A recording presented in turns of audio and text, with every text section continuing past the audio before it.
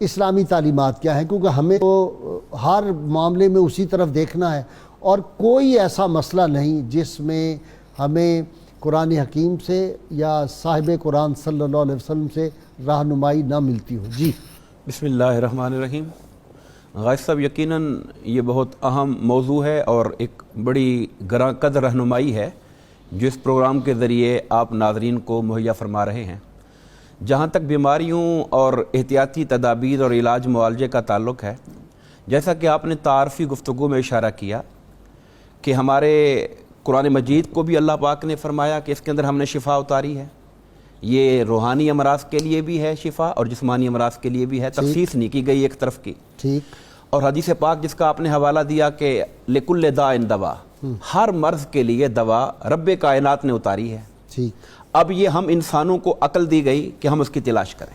ٹھیک۔ تیسرا پہلو جس کی طرف آج بطور خاص فوکس کرنا ہے وہ احتیاطی تدابیر کے حوالے سے۔ ٹھیک۔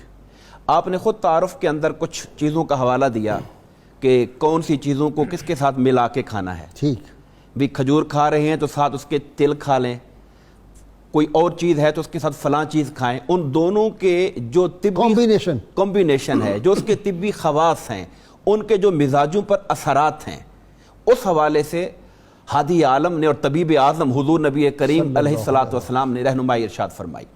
یہ علاج معالجے کی بابت بھی ہے، یہ احتیاطی تدابیر کے بارے میں بھی ہے، یہ مختلف چیزوں سے پرہیز کے حوالے سے بھی ہے۔ سبحان اللہ۔ جہاں تک وبائی امراض کا تعلق ہے، اس کے اندر چونکہ ایک مرض دوسرے سے آگے منتقل ہو رہا ہوتا ہے تو وہاں کچھ خصوصی حالات ہو جاتے ہیں جن کو ملحوظ خاطر رکھنا ضروری ہوتا ہے۔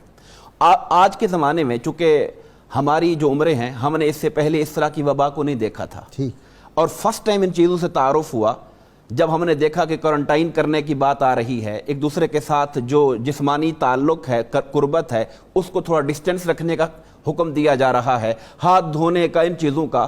تو شاید بعض لوگ یہ سمجھے کہ محض یہ طبی یا میڈیکل ہدایات ہیں، لیکن جن لوگوں کی قرآن و سنت پر اور آقا کی سیرت طیبہ پر نظر تھی وہ جانتے تھے کہ یہ تو عین تعلیمات دین ہے، ٹھیک، یہ تو ہمارے دین کی تعلیمات ہیں۔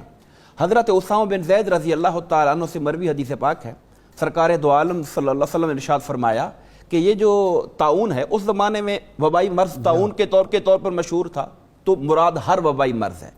یہ اللہ تعالیٰ کی عذاب کی ایک شکل ہے جو پچھلی قوموں پر یا کہا بنی اسرائیل پر اترا تھا، اور اگر یہ مسلمانوں میں سے آج کسی علاقے پر اتر آتا ہے تو وہاں کے علاقے والوں کو چاہیے کہ وہ اپنا علاقہ چھوڑ کے نہ جائیں، اور جو باہر کے لوگ ہیں وہ اس علاقے کے اندر نہ جائیں۔ ایسولیشن کا جو کنسپٹ ہے یہ اسلام نے دیا، یہ اسلام نے دیا، اور تعلیمات دین کے اندر ہمیں اس وقت تو کوئی ریسرچ بھی نہیں ہوئی تھی، اس طرح کی ریسرچ تو کوئی نہیں تھی جو لیبارٹری سے آئی ہو۔ یہ تو ڈائریکٹ وحی کا علم تھا جو اللہ کے پیغمبر پہ اتر رہا تھا۔